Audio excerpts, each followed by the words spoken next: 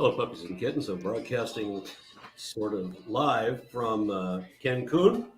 Could not do that from the beach, though, because of Wi-Fi issues and weirdos and that sort of thing. But usual team is assembled. Sans Lalandra, who is currently somewhere about Cancun getting dental work because we coordinated our anniversary to coincide with our next trip to the dentist, because we've come to Cancun to go to the dentist because the dentist back home charges 3 times as much and doesn't allow me to swim with sea turtles. How rude. Absolutely. Shame on them. They should all get sea turtles. You can always just dunk your head in the fish tank. So I make do as I can. Ooh. Yeah. Welcome, everybody. We are doing Leviticus 12 today, which I understand was a short chapter, but I'm expecting to make some progress on to the remaining chapters, especially since we were not able to do a Wednesday show. That was my wife and I anniversary, and she wanted to get this tattoo. I wish I had her to where we could clasp hands to show how the tattoos work, but she has the head of a snake that coils into the tail of the snake, which I have here. Aww. It's so romantic. I believe there's a picture on Facebook. Yeah. That is just so you. Well, thank Fantastic. you. Yeah. So, who is reading today, and do we have any opening announcements? I should have said that. Happy Pi Approximation Day. Ah, yes. Hell Happy yeah. Pi Day. Unless Approximation Day. Unless you're confused and living in the U.S., where you're right, it's 7/22 instead of 22/7. Question. I mean, I just like to volunteer to read for this because it's childbirth, and Laundra isn't here, so I'm the only one with uterus that I'm aware of, unless one of you has something to tell me. Share with class. Collection of organs in my cabinet. I don't think that's what she was referring to, Aaron, but thank you for sharing. I hope they're in a jar, because you can't just leave a uterus lying around. These things do not age well. I mean, you could, but I mean, it wouldn't really last very long, you know. The smell, especially because he's on vacation, so, you know, it's very impolite to the cleaning lady. Quite so. Welcome to Blasphemers Bible, everybody. My physique by saying that I have a body of a 19-year-old buried in my basement. Oh, and I'm going on Ember's show tomorrow after Joseph Smith, so no conflict of schedules, but I'm really excited to be chatting. Yeah, should be a great time. It's going to be pretty cool. Okay, so you are reading, Lilith? Yes, purification after childbirth, Leviticus 12. This is because you're impure when you've given birth to a baby. Yes. Yes. That's an interesting sentiment for... At least it is limited. Like, can you maintain your purity if you get an abortion? I think you still have to have the rest period. I mean, this is ritual impurity, but it might prevent husbands from trying to have sex with their wives immediately after giving birth. So, you know, there's an upside to it. Okay. Yeah, I was say like a little bit of introduction to these like 2-3 chapters is all about the ritual impurity, and it's something that's really not relevant anymore, right? Yeah. It's only relevant even within like Jewish law. It's only relevant when there is a temple, and you know, because going into the temple you need to be pure, and if you're eating from the tithes or whatever, you also need to be pure. The sacred food, yeah. Yeah, so it's like if you want to be pure, so why need to be in a state of ritual purity if you're not going to do any of those things? Exactly. Yeah, and it sounds very shaming to say impure, but I think it's not. It would just be a normal state that you would flow in and out of in the course of your. Yeah, but it does. I'm sure it had some sort of stigma attached to it, because we're going to be talking about like people with like skin ailments and stuff, and they were to go out the camp, and so I think there was a connotation of it's a matter of degree too, and I believe it was the tradition in some Bedouin societies to have sort of a tent in the middle of the camp for women who were various states of unimpure, having their period, dressing up about anything that just like the men folk were like, ah, icky woman things. You go to the tent and then the men would have to leave you alone. Right. It raises an Actually, that is interesting possibility. Like Mhm. if post childbirth uncleanliness is the same as all other kinds of uncleanliness, then instead of saying not tonight, I have a headache, you could just like touch a hog or something. Like, oh no, I'm unclean. Admittedly, a pig was probably harder to get access to than a Tylenol, but it It's, was yeah, that- strategies. yeah, we'll get into it. It is interesting that you can have sex when you're impure. It's just this extra thing for menstruation and childbirth, where they're supposed to keep separate, which is probably a practical reason, as you said. Yeah, Well, yeah. all this talk about purity culture reminds me of that T-shirt I saw in high school. I was Snow White, but I drifted. Oh. Yeah. Okay. My purity culture rant is way too long. I already talked too much, so let's just read the There you go. sacred scripture. Right, hold on. I got to read a comment because we just got one. Sylvia George Pantelemont says, can Aaron challenge the trolls from his last video to present any peer-reviewed publications in support of creationism? Spoilers, they won't. That is correct. I recently posted a video from the beach here in Cancun, and I was challenging people to show what a kind is. Give me 4 animals, 2 from one kind and 2 from 2 other kinds that science would consider closely related. So the purpose of this illustration is to show us where the division is between kinds. So don't see an elephant and a pine tree. We're looking for something close, something science would say are close together. And so this idiot comes up with dogs and cats and humans and frogs. Sounds That's- close. One of Yeah. these things There's is a not lot like the of really other. stupid people in the comments. Stupid comments, not stupid. No, I some mean, of are them you are sure? stupid people. Are you sure, Isaac? I'm not Girls. sure. That's why I don't want to claim. I mean, Knowing. statistically speaking, half of humanity has an IQ under 100. That's Yeah, true. or as But that George doesn't Carlin make them put it- stupid. That just makes them George American. Carlin put it, think about how stupid the average person is, and then remember that half of them are stupider than that. It's amazing how many, particularly fundamentalist religious beliefs, are based on just refusing to understand a different perspective in any way and viciously and endlessly misrepresenting it like it's your favorite drug. Your heroin is misrepresenting evolution or the Big Bang or science in general. It's, Yeah, everything you just said explains why I don't go to family reunions. yeah, well, there you go. Which is why Heroin I'm and here with you stupidity. guys, because my family's having one right now, and I was not going to go with like the 60, 70 odd people that I haven't spoken to or even remember their names of the last 50 years. Heroin, I And don't know. They're a if- bunch of Okies and Arkies, and well, let me tell you what, boy, ain't no way I'm going to that, even though it would probably be a great barbecue and lots of good cornbread, but X-nay on it all. Yeah, But think of the stories you could tell after. I don't want rage to. and stupidity is a hell of a drug combo. Oh, goodness.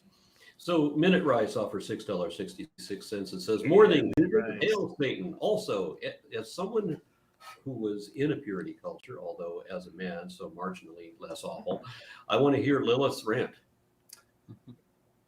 Lilith, you really should have a rant at one of these days. We love Yeah, to hear but you you talk. can't do it now because Tomer will stop. No. This, no, Yes, believe me. Okay, you know what, Amber? it's true. We can bring up purity culture tomorrow, and I will rant because oh my god, that shit is so fucked up. No, I It's will. just bring my rape popcorn culture. for that. It's rape culture where a lot of adults with a chastity fetish push it onto very young children, and it's creepy as fuck. I'm noting it on my question sheet right now. Okay. Yeah, and as a boy, there were men in my family who were trying to take me out to the hookers when I'm still a minor. Yes. Because somebody needs to make a man out of me. That's not purity culture. Purity culture does a really weird Well, it's the thing. hypocrisy, Oh yeah. right? Totally. So How the very girls Roman have of to them. remain chaste for until marriage. But oh, you're not even done with puberty? Let's get you laid, boy. Admittedly, they think that women aren't supposed to like sex, and I have no doubt that no woman has ever genuinely enjoyed sex with them.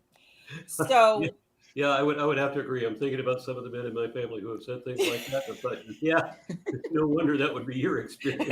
Do you guys remember that time Ben Shapiro outed himself as never having? I was just thinking of that. every woman ever was dry. I'm like, oh, It's like, my oh, man. Ben.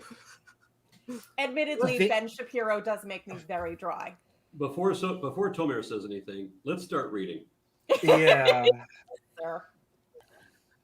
All right.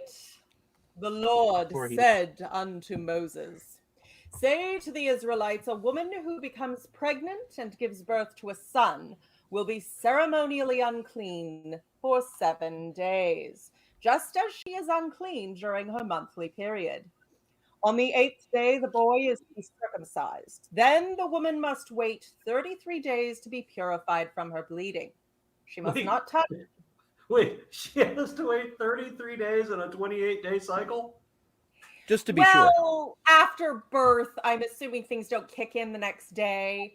But also, yeah, it's she's not ceremonially unclean, so she can still go to the bris and watch her baby get their penis mutilated. But you know, she's still, her husband at least can't pressure her into sex. So I think they flipped the fraction when they're trying to divide by fractions as opposed to multiply by them. There, that's my guess. That's why I got all confused. bad math makes sense. Math jokes. Yeah, Someone laughed somewhere in the comments. Hopefully, Matt White says Lilith Liberated. Is this the basis for the clergy doctors' campaign against midwives because women? Yeah, I mean it's complicated. There's the fear of witches. There's the fear of knowledgeable women and calling them witches. There's the fear of women being able to do anything on their own. It basically, most of these things can be routed back to intimidating the egos of arrogant men who don't like to think of women as people, and then all evil flows from this. Uh-huh. All right, so just to get us back into the scriptures, Yes. Pulling that, in this, last time on this episode, and the Lord spake to Moses, saying, "Eki, eki, eki, patwang, zip boing." Please finish this chapter. Oh, nights who until It's only said 4 no. verses. I want to spend the next 2 hours on just 12, just to annoy. Shush. Yeah, because of course you would. Chicken. Of course I would. Now, okay, back to verse 4 for context. Then the woman must wait 33 days to be purified from her bleeding, and she must not touch anything sacred or go to the sanctuary until the days of her purification are over. If she gives birth to a daughter, for 2 weeks the woman will be unclean as during her period. Then she must wait 66 days to be purified from her bleeding. Because girls are extra icky. They're like twice as icky. Double Absolutely. sins. It's Oh, those you know. cooties, right? Exactly. She has the crime of being a woman and producing one. So double your punishment. When the days of her purification for a son or daughter are over, she is to bring to the priest at the entrance to the tent of meeting, a year-old lamb for a burnt offering and a young pigeon or a dove for a sin offering. He shall offer them before the Lord to make atonement for her, and she will be ceremonially clean from her flow of blood. These are the regulations for the woman who gives birth to a boy or a girl. If she cannot afford a lamb, she is to bring 2 doves or 2 young pigeons, one for a burnt offering, the other for a sin offering. In this way, the priest will make atonement for her, and she will be clean. Is anybody else just equally mystified as to how anybody ever thought that, oh yeah, that sounds legit?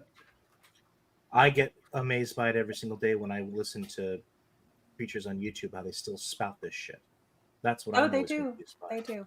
Yeah. Marion Fowler offers $6.66 and says, I have a lot of fundamentalist baggage to deconstruct. I love Lilith's rants. Thank you, Lilith. Aw, thank you, love. Well, don't worry. I also have lots of trauma dumping to do, so I'm here for you. Okay. Okay. I'll start my commentary. Verse 2 becomes pregnant. The Hebrew is Hebrew is tazri'ah, which literally means brings forth seed. Paran comments, the root zayin resh ayin in the Bible was borrowed from the field of vegetation for the birth of humans, and therefore the descendants of Adam are his seed. The verb tazri'ah is used here as in Genesis 1:11, deshe esev mazri'ah zera, seed-bearing plants. That is, the meaning of the verb is she'll give birth. And if so, there's a kind of doubling of interest here, as it was said, tazri'ah veyaleda, bring forth seed and gave birth. The Targums translate tazri'ah as te'adi, conceive or become pregnant. Therefore, it is possible that the wording should be tizara, like the Samaritan text does. I could see that. I mean, they're drawing an analogy from plants, but we can't acknowledge common ancestry. But at the same time, I'm still stuck on the idea of a sin offering, as though you have to pray forgiveness for the sin of having become a mother. What kind of family values is that? It's shit, is what it is. Well, so interestingly, on the sin offering there, while it's almost always translated as sin offering, surely the childbearing. This is from Alter. Surely the childbearing woman has done nothing that can be called a sin. The state of ritual impurity, however, imposed on her by biological circumstances, makes her a potential source of violation of the sancta, which would be an offense to the cult and its divine object. And so she is enjoined to present an offense offering that will mark the completion of her period of purification. So instead of sin offering, it's offense offering, translated by Alter. Well, I have a comment on Levine about this as well, but it's on verse 6, and we'll get to that. And it happens to also still be a lamb as well as the pigeon that you're supposed to use as well, or a turtle dove. Interesting. And actually, my version says sacrifice for sin. That's what mine says specifically, as opposed to what you were saying, Lawrence. Right, I said that most English translations do have sin, but because that's in verse 6, right? Yeah, it is in verse 6. Yeah. Well, it uses chata'at, which means the sin. Even if the original text in some way did not mean that the woman giving birth was literally a sin, that is nonetheless how it has been used in both Jewish and Christian cults, especially in Christian cults. And I mean, oh my God, if God wrote this, he is the biggest fucking bastard in the universe, because if he's actually a god, he knew how this would be used, and just fuck it. Well, literally that would be correct, because he's supposed to be a big human pig, and he doesn't have a father, so he is the biggest bastard in the universe. Got the worst daddy issues of all time. I think there is a Jewish tradition that it's for the sin of Eve. Of course. Oh, actually, it says, yeah. There is actually an interesting thing I found, but when I'll get to verse 5, I'll mention it. When it relates to the Eve stuff. Okay. What verse are we still your on? commentary then. 2? Wait, Isaac wanted to finish? It's just yeah. So it's in that story, Eve was the one who gave the apple, the fruit, and then God curses her with the pains of childbirth. So when a woman gives birth, she's being punished kind of for that sin. So she brings like a symbolic sin offering for that sin as well. It's not that she sinned. It's like, I think I have something about this, but it relates to verse 5. Okay, but I have for. Oh, you wanted to say something? I was going to say go back to verse. Go for it. Yeah. Okay, verse 2 again. Just as she is unclean during her monthly period. In Hebrew, it's ki yemei nidat devota titama. Literally, as in the days of her menstrual infirmity, she shall be unclean. The impurity of a menstruating woman is defined in 15 verses 19 to 24. According to Milgrom, the word nida has 3 meanings in the Bible: menstrual impurity, impurity in general, as seen in 2 Chronicles 29:5, and lustration in Numbers 99 and Zechariah 13:1. The word is derived from the root. Oh, so you gave an English word that I've never heard before. What? Lustration. Lustration? Yeah. You never- Lustration? yeah. I let me am not just- familiar with this word. is Nor am I. the process of making something clear or transparent. That's the word that they used. Oh, Oh, Like luster, like lustration. Oh, in the sense of lustration. lust? Oh, okay. It was Oh. okay. I never Okay, heard that term used like that That's before. interesting. So the word is derived from the root nun daled daled, to flee or depart, or from the root nun daled hey, to chase away. He also writes, by assigning to nida the putatively original meaning of expulsion or elimination, then the relation of the opposite meaning of the word becomes clear. In the case of the menstruant, the word originally referred to the discharge or elimination of menstrual blood, which came to denote menstrual impurity and impurity in general. In addition, nida came to refer not just to the menstruant discharge, but to the menstruant herself, for she too was quote-unquote discharged and quote-unquote excluded from her society, not by being kept at arm's length from others, but in many communities, by being banished to and quarantined in separate quarters. The word devota is derived from dalet vav hey, to be sick, as seen in Isaiah 1:5. According to Paran, this root was used by the priestly literature to refer to a woman in her period, as in Leviticus 16:33 and 20:18. He suggested that this term was used because of the similarity with zava, from the root zain vav bet, which refers to a discharge or issue. We see this interchanging of roots in Leviticus 15 verses 19 and 33. Yeah, and on the connection there, a lot of scholars have basically pointed out that this chapter seems like it is taking from chapter 15. There is some debate about that, however. Like it could have been like conceived as like a supplement to chapter 15. Yeah. But yeah, it has a lot of similarities. The priestly source does seem to rewrite Deuteronomy in their own words a lot of the time, with minor alterations usually, but sometimes quite large. Yeah, this is the first time I've ever heard a woman described as the menstruant.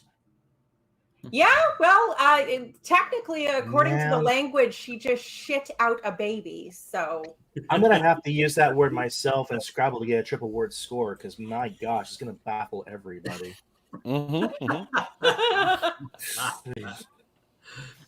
Okay, so verse Teaching 3. me so much today. Verse 3, Milgrom comments, this verse, which switches from the mother to the boy, is clearly an editorial parenthesis that interrupts the prescriptive ritual for the mother, nor can it be claimed that the circumcision is a purificatory rite for the boy, and thus comparable to the purificatory rites enjoined upon his mother. Once again, Tomer's introduction of new words into English. Purificatory? Purificatory. Wait. No, yeah. I've never seen that one on a Scrabble board either. Where are these words wait, coming? wait. Like, okay, what? That's which Milgrom. version? Wait a minute. That's Wait. very much a real word. Yes, it is a real word. Purificatory. I It's have no serving doubt. trendy. I don't From think purification. Wait.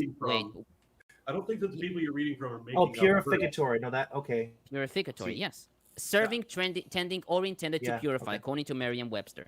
This is Milgrom. I'm pulling up my dictionary right now to follow along with what you're saying, because I mean, if we can decipher what it means, purification. We're quoting scholars, purificatory. and they like Why to not? use I'm flowery gonna language. confuse Okay, my I'll- students so much. This is gonna be great. Okay, I'll continue. Where was I? Okay. I'll repeat this again because you confused me. This verse, which switches from the mother to the boy, is clearly an editorial parenthesis that interrupts the prescriptive ritual for the mother. Nor can it be claimed that the circumcision is a purificatory rite for the boy, and thus comparable to the purificatory rites enjoined upon his mother, for there is no equivalent rite for a newly born girl. The purpose of this interpolation is to emphasize the uniqueness of this rite. Not the rite itself, which was practiced ubiquitously by Israel's Semitic neighbors, but the timing of the rite, which in Israel alone was performed in infancy and precisely on the 8th day. Yeah, Yes. although circumcision does go back to it goes back to ancient Egypt even.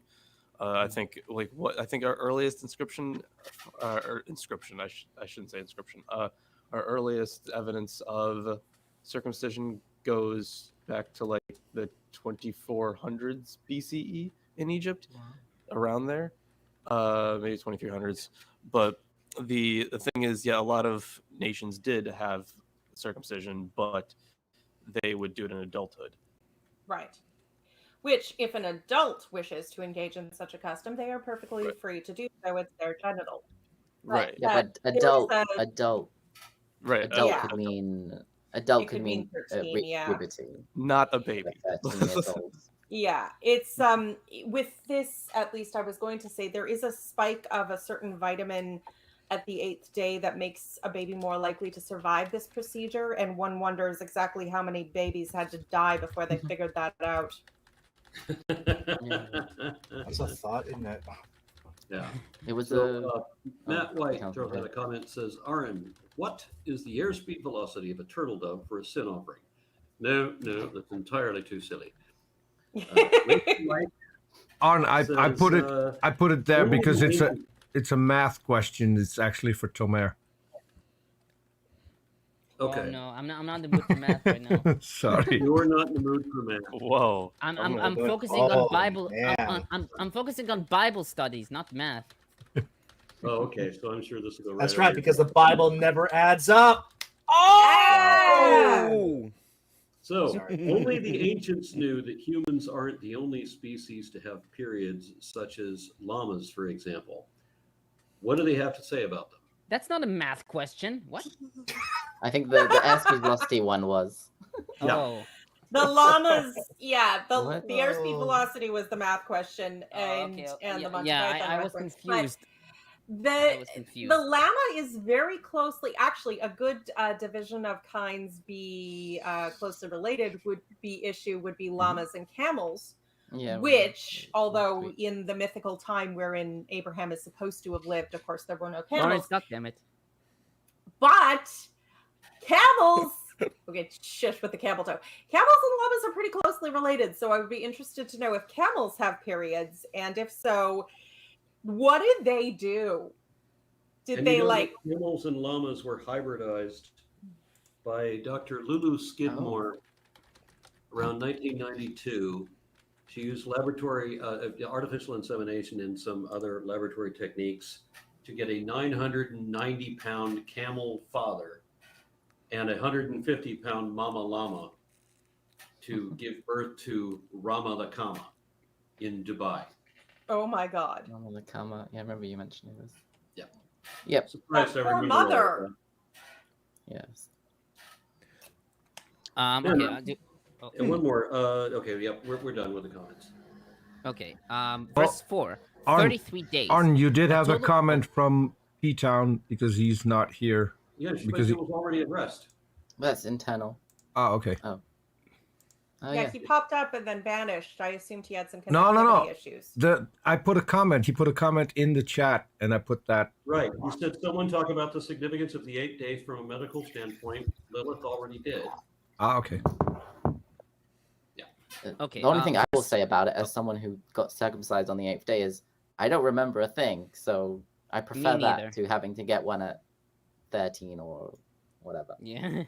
Yeah, well, I don't Okay. remember it either, but it was still, again, yeah, I'm unable to consent.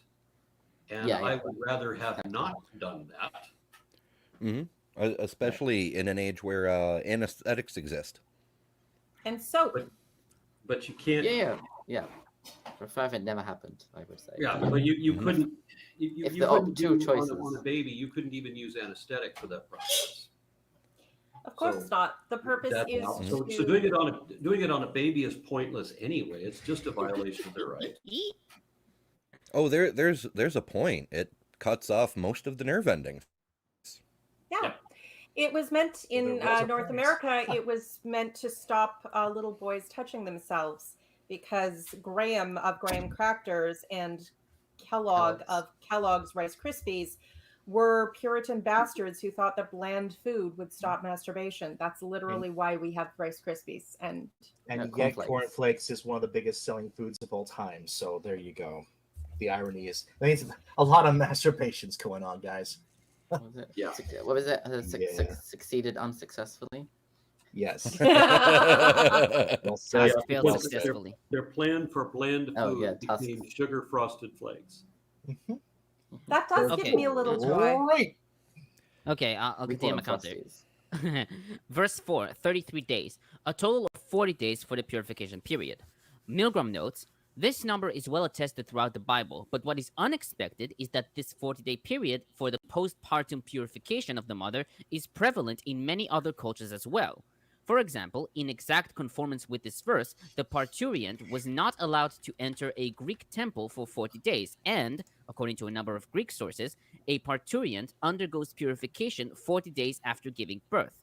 The same hold true among peoples as diverse and widespread as the California Indians, Persians, Jainists, Malaysians, and Bulgars.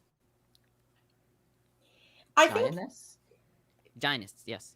Jain.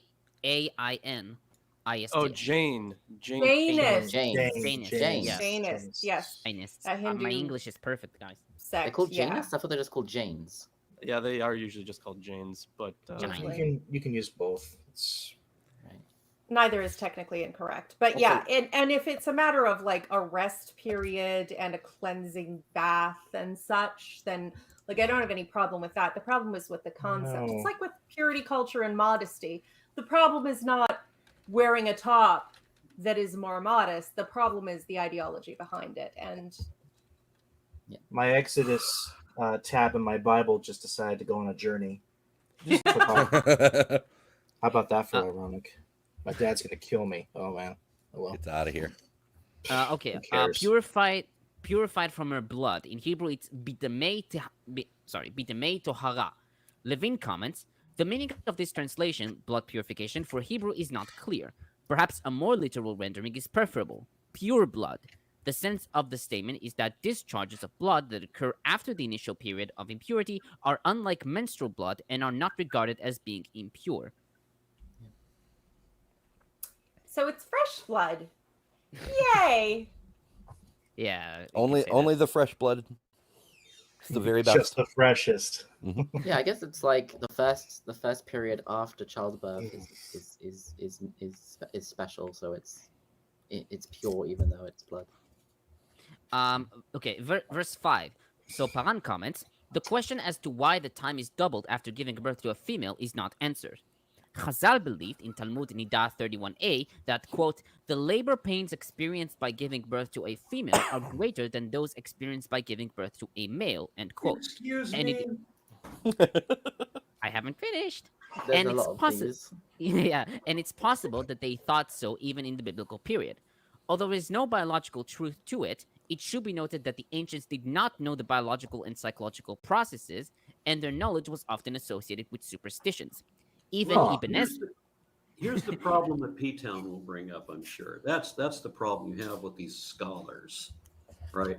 They're saying it's possible that people didn't know this biologically false fact when they What? wrote the Bible, because God wrote the Bible, right? So everything in it has to be true. Therefore, it hurts worse to give birth to a baby. Oh no, that's not the Bible that said that. That's some scholar that said that. The real reason that you're impure for twice as long when you give birth to a girl is because girls are twice as icky.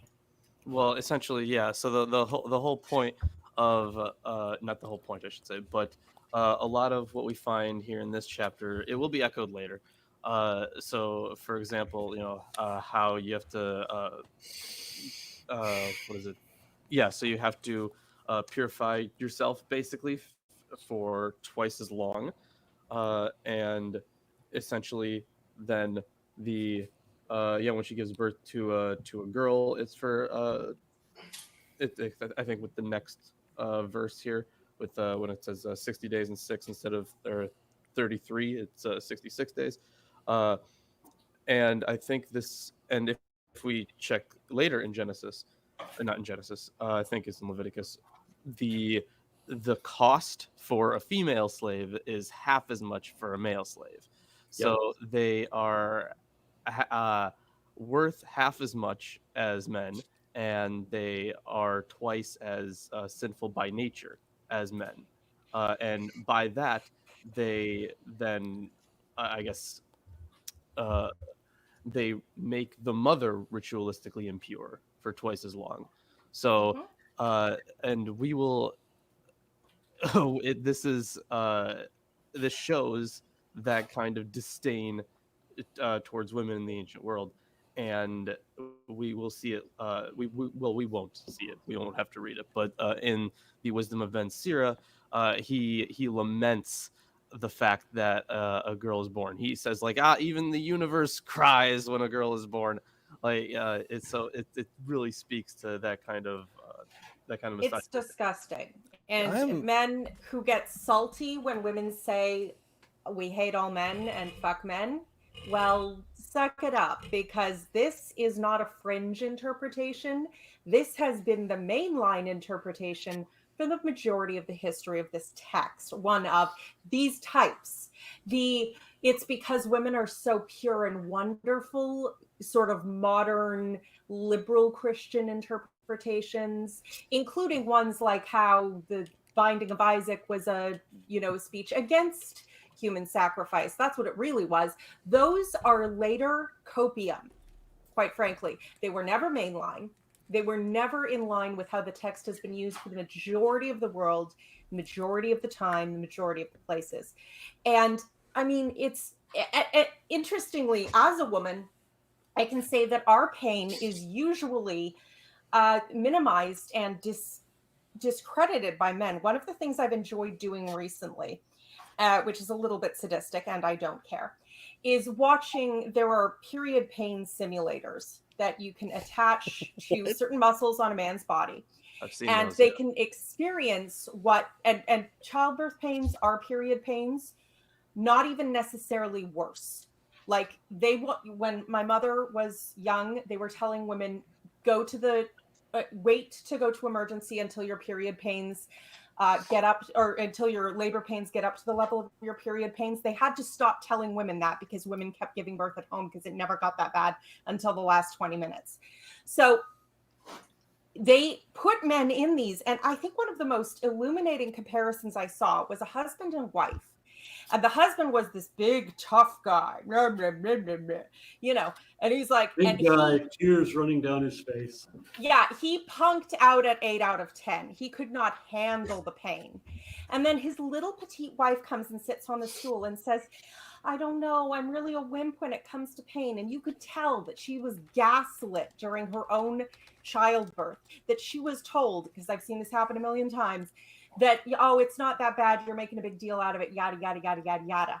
And she said it tickled up until it got up to 5. She could feel it at 8 and found 10 to be mildly unpleasant. And you could see the realization in her, and more the realization in him, that his tough guy act was completely full of shit, that she endured more pain on a regular basis than he thought it was possible for him to endure ever. And I really hope that changed the dynamic of their relationship.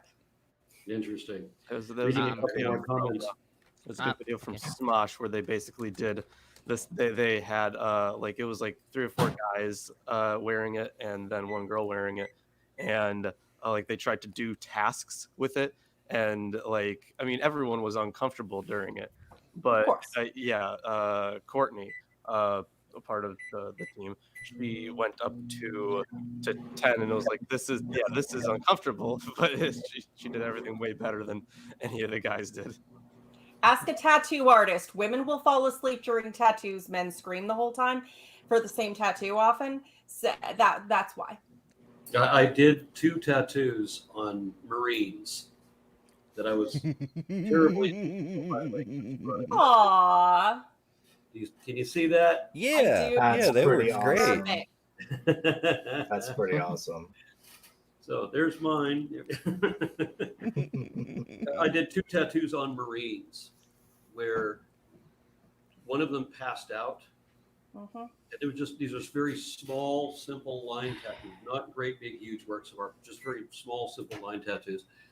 And one of them passed out early on. And the other one, I had only put 2 lines on him and he was done. And I said, no, we don't have much to do. And it looks stupid. If you walk out of here now, it's just going to look dumb. Just let me hit 2 more lines on here and we'll be finished. It'll be all right. And so I got him to crunch down on holding onto a piece of furniture and holding onto his girlfriend's hand and doubled over in pain as I continued. And I put another 15 lines on him, kept telling them the bullshit story all the way. It's only a couple more lines, until we could get the fucking thing done and I could get the pussy out of there. In contrast, my sister her very first tattoo was an elephant across her thigh. I don't know if I can even, like her entire front of her thigh to the knee, whole thing across. She sat for it in one sitting. Yep. Wow. I'm sorry that I'm interjecting, but I actually haven't finished my comment. Well, before you go there, I slept through a good deal of this. There you go. Nice. Nice. I'll just finish this off. Even Ibn Ezra, who lived in the 12th century CE, explains, quote, the 40 days that God decreed regarding a male child corresponds to the time it takes for the form of the male to be completed in the womb. It takes double that time for a female, end quote. He even adds, quote, this is clear and tested, end quote. Some say that the uncleanness of a woman giving birth to a male was shortened to a week so she could take part in the circumcision. This distinction between male birth and female birth is also found in the ancient Greeks, like Aristotle and Hippocrates, as Milgrom notes. And I would also add, I'm saying the comments, and I'll wait for that. All right, so Mark Smith says, I'll stick to shredded wheat. Offers $3 for that. Then Tree Man offers £5 and says, hey, Aaron, what's the best way to contact you? At a reptile convention. And then Dr. Dino offers $5 and says, ahoy, y'all. Had my debate with Kent and broke him like a stale breadstick. Yeah. Never I'm gonna have to gonna watch debate him that. again. You shouldn't have debated it before.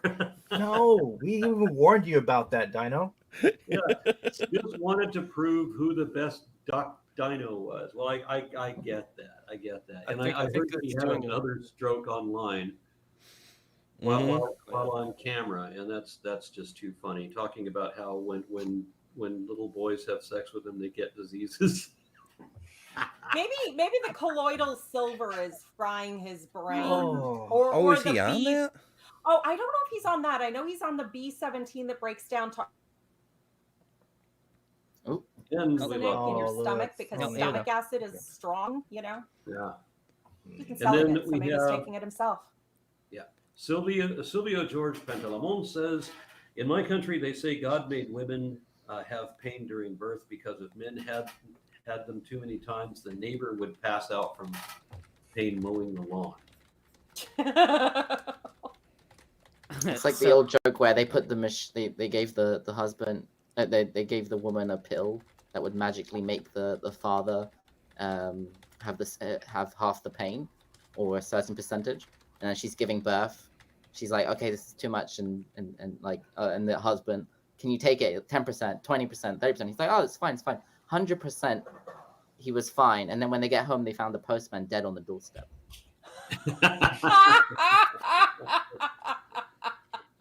Okay. I'm still on verse 5. There is an interesting thing I wanted to mention. Bamberger comments that some early Christian commentators saw in the rule described in verse 5 as an allusion to Eve's special guilt for the fall of man, and quote unquote. While I couldn't find early Christian commentators that say this, the closest I could find was the Byzantine chronicler George Sinkelus from the 9th century CE, and maybe Origen, but I couldn't really find a great quote on him.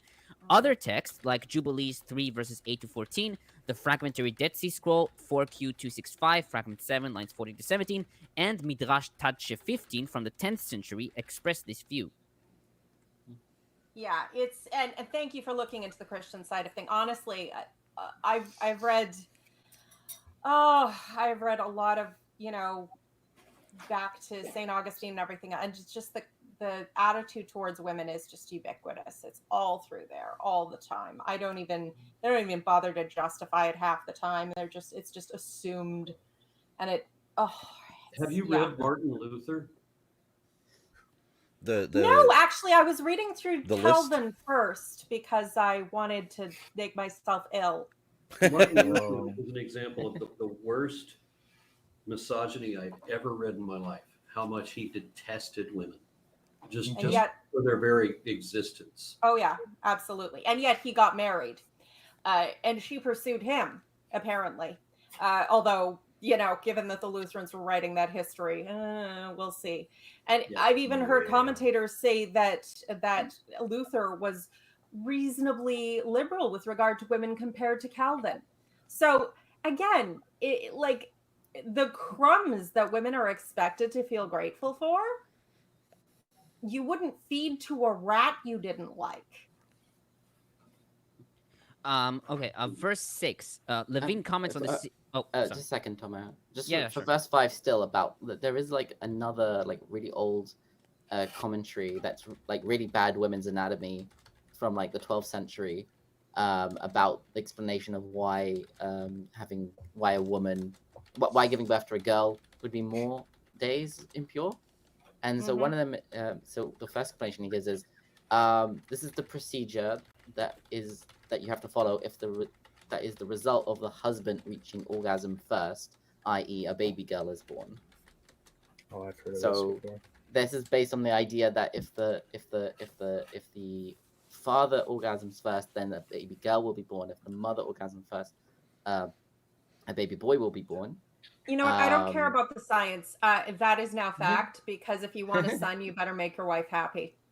That might be where it comes from. And then the next bit is even weirder. So some scholars claim to have read in articles dealing with these matters scientifically. I don't know what this is translated from. This is from the 12th century in Hebrew. That every woman Really has 7 scientific. orifices in her body. 3 on her right side and 3 on her left side and 1 in the middle. If the man's semen enters any of the orifices on her right side, she'll give birth to a male child. Whereas if it enters into one of the orifices on her left side, she'll give birth to a female child. If it enters the orifice in her middle, the baby born will either possess no visible genitals, a tum-tum, or the woman's or the genitals of both sexes, an androgynous. That's not how many I counted. According to these theories, it depends on the woman's position during marital intercourse. If she lies on her right side, she'll give birth to a male child, i.e., her ritual impurity will depart from her relatively quickly. This is why the Torah provided for her to be ritually unclean for relations with the husband for only 7 days after giving birth. If she had been lying on her left side, her ritual contamination departs more slowly, and that's why it's 14 days. The spotted cow thing. And then he worst case quotes, bad women's anatomy. Oh my God. and then to finish off, he quotes Song of Songs 2:6. His left is under my head, and his right embraces me. The lovesick partner in this poem indicates her desire to bear male children. So what Resident gender lady, can you child- please tell us how wrong this is? How many orifices are there? No, I didn't mean it that way. I didn't mean it that way. Right. And, okay. Thanks, Ember. This sounds No like, problem. okay, for one, this sounds like a guy who wants to shoot into his wife's eye and it wants an excuse for it. I think. And I think number 2, orifices in the this body, they is don't mean them written by totally. someone who has clearly never seen a woman naked below the waist. They were not looking. I They think were he's not saying. allowed to I look. think that's saying inside, like the. Oh, the, yeah, that's still a the stretch. birth canal or whatever. You know, I Yeah. thought the interpretation of like the whole body was much funnier though. It is funnier, yeah. I know, I'm like, Insane. What are you doing in my ear? The gender is determined by whether she lays on her left side or her right side. What about reverse cowgirl? That's not allowed because women aren't allowed power or authority. That is from Satan and will make you gay, according to some Muslim scholars. Awesome. Fellas, is Oh. it gay to have sex with women? Only if she has fun doing it. That's the gayest thing you I'm can gonna do. Isn't there a remember thing about that. Lilith? Was the reason why she was Oh. banished was because she refused to be on underneath? She wants to be on top. Yeah, she was not going to let Adam be on top. In fairness, Adam didn't know what he was doing. She was the Like, first really. cowgirl. Exactly. And No, he, too far, He too was far. not fit to be in running anything, you know, as evidenced by literally I mean, he was everything only in a that story. He was only a day old. Yeah, and he was whinier bitch than many a day old baby. But I'd also like to point out in the commentary you said before that it takes twice as long to make a woman as a man is also completely wrong because biologically we all started out as female, which means for those who believe that life begins at fertilization, that every man is trans. I'll just finish my comment. It's only two comments here left. Oh, Hold on, somebody else says? Tomer, I just fear for all Yeah, sure. these good Christian men who get this great sex talk they can't find one specific part on a female body. Now they have to look for all these additional holes. On the left. That's going to. I read this guidebook and I'm not finding it. Yeah, you. This is what the U.S. should do with their state secrets. Just label them all clitoris. Then I think men it's will talking never about find something them. internal and saying like from the birth canal there are like 7 Right. channels that the semen can follow, and so if the, No, that's if a the woman duct. lies on her left, That is it a will duct, follow into vagina, this and side. uterus. They have that's a Why- duct. why- They That have is a duct. many dead ends. Corkscrew. All That- right. Let's, Okay, okay, let's go. I'll Let's go. finish this off. Verse 6. Levine comments on the sequence and combination of the two offerings. Quote, the same rites are required in purification after certain diseases and for the Nazarite in Numbers 6 verses 8 to 11. The sin offering, in removing the impurity, restored to the person the right of access to the sanctuary, and the burnt offering that followed immediately upon it symbolized this renewed acceptability. It served as an invocation to God, the first act of worship after being restored to purity. God's acceptance of the burnt offering signaled the readmission of the individual into the religious life of the community. And finally, verse 8, if she cannot afford a lamb, so Levine comments, the provision for a reduction in the cost of the sacrifice is standard for a number of required purifications and religious obligations. Insistence on the full sacrifice would have deprived poor Israelites of expiation when impurity was incurred through no fault of their own. They're so Well- obsessed with lambs. It's just nuts. They're so obsessed with lambs. And they had no mint sauce. What the hell? Right? At least serve it up right, you know. Lamb is fine with Alright. apples.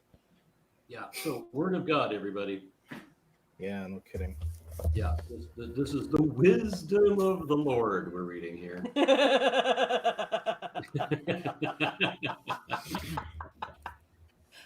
Okay, I just want to say this. If this Christian version of judgmental God is true, the Calvinisty, Lutheran type God, then life is a video game. God is the final boss, and I'm taking his kneecap for my shield. Okay. All right. Who's reading the second one? Should I do it? I think Actually, will, because I was gonna say I would actually like to read this because my version is really, really weirdly written. Okay. So I think you guys might get enjoyment There's out a- of this. There's a couple more comments. yeah, that's do to the with comments the first, yeah. previous chapter. All right. Let me jump onto those. Eric Wonder says, what happens if a woman can't offer any sacrifice after giving birth? That's got to be a possibility, right? Or did everybody have access to lambs, doves, and pigeons? Well, if she gives birth to a boy, then she's got something she can sacrifice. According to So previous chapters of this I same mean, book. in the kind of world that they were living in, those would have been pretty easy access. You could Yeah. buy them for probably not that much at all. So, yeah, for And I the think most also part, on the Three temple, would have been shekels. accessible. also on the Temple Mount, there would have been a place to buy pure animals for sacrifice, and also a place where you could exchange regular money for the temple shekel if you needed it for certain things as well. But then, if a woman didn't do the sacrifice, she could break the law if she wanted to. She could still evade capture because all she's got to do is announce that she's on her period and no man can approach her. Can't touch this. Da, na, na, na. Excellent idea, actually. If you were baptized Catholic as a child without your consent and you want off their records, they won't let you off very easily. You can always threaten to do something impure with the host, ladies, during your unclean time. There you go. Dun, What dun, is the dun. host? It's What good is to the hear. host, by the It's way? good to hear that. Cracker, but only after it's been ceremonially prayed over. It's good to hear that the Oh. offerings are easy access as opposed to the woman. You With know, all you know those how hoes. they have the mass with the little crackers? The priests believe that once they pray over it, it magically, through transubstantiation, literally Oh. becomes the body of Jesus. So you're only allowed to eat it. You can't do anything else with it because that would be disrespecting the body of God. Oh, okay, so Because it's the eating the host body of of God is fine. So it's hosting Jesus. It is Jesus. It is literally What- Jesus. Yeah, Why- why do they call it a host though? I've always been I curious don't. about that. To me, it I always don't implies, know, like, but if they try any more shit, I'm using it as a tampon. whenever I heard it, I thought it had something to do with like infection or like a parasite host. I mean, you're not wrong. It's infected by Jesusness. That's another word I'm going to use, Jesusness. Mm-hmm. So Celian D said, I lost a few laws. They don't accept kids as offering anymore at that point. That's true. I think That's I true. They think we did had. stop. I don't remember exactly, but I think there was an agreement.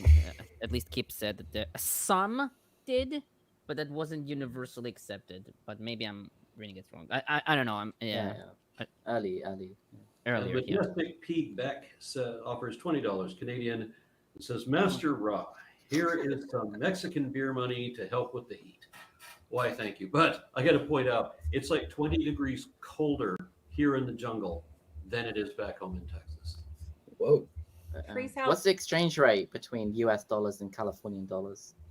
You mean? I love that you said California. Because that's what you said. Oh, you're not supposed to say Californian. You have to say California. Did I say California? I said I'm supposed to You said dollars Californian. I wanted to say dollars Californian, but Okay. maybe I just maybe it was a Freudian slip. I wanted to say dollars. All right. Oh, maybe So I don't know. I'm confused. Yeah. This next chapter Canadian. Yes. This next chapter is 59 verses long. Yep. So read up to 28, please. Okay. Yeah. You'll let me know when, because this one actually doesn't market very well, and this is the book that I'm reading out of right here. It's called the Jerusalem Bible. It's a big old thick ass Catholic book that my dad had. So if you guys have it, my sympathies. You can use it as a weapon or something else. So Okay, that's the extended edition, right? This is it's So you'll notice a distinctive difference from the versions that you are reading from. They really do a lot of editing for this. So this is why I want to read it. Does it So have it's- extended appendices with like It does. And Yes, it bonus does. content. summary? It does have bonus content. I don't have to read The that Sumeralia because and there's a lot of it in here. But we'll start off with the heading, because there's headings for this one.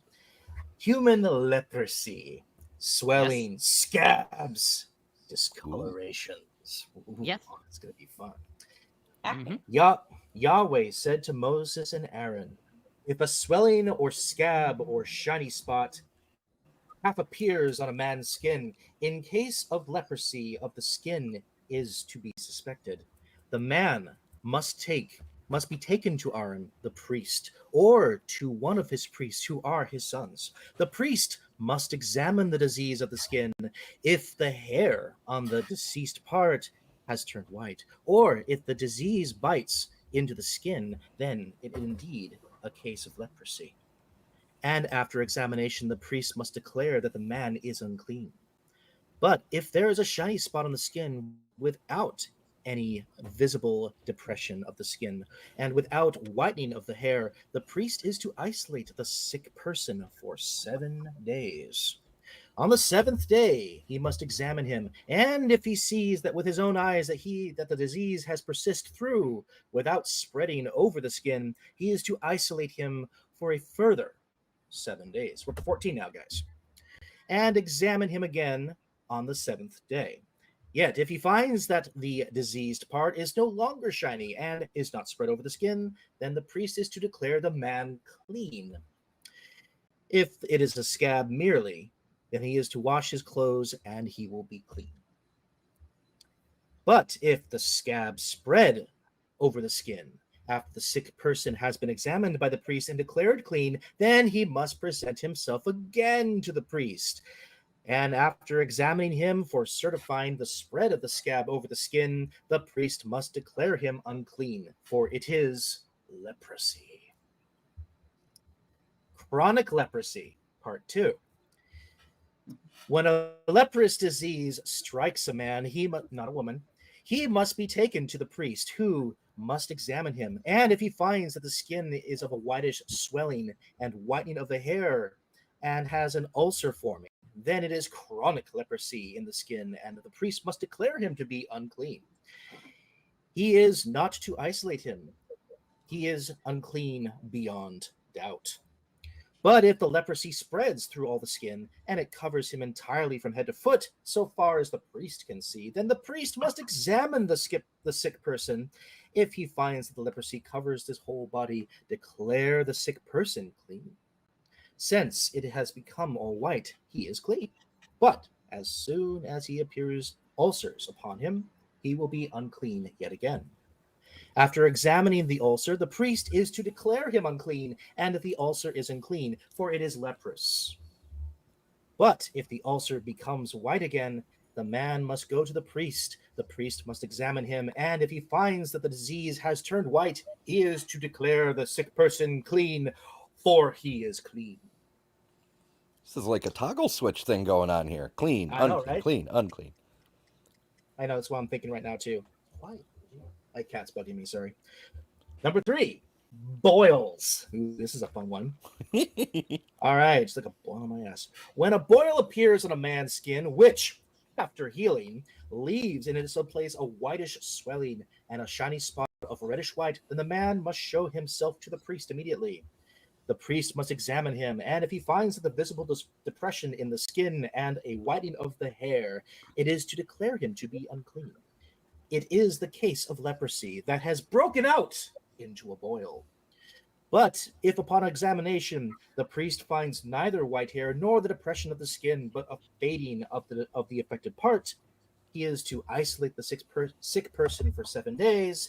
If the disease has indeed spread over the skin, then he must declare him unclean. It is the case of leprosy.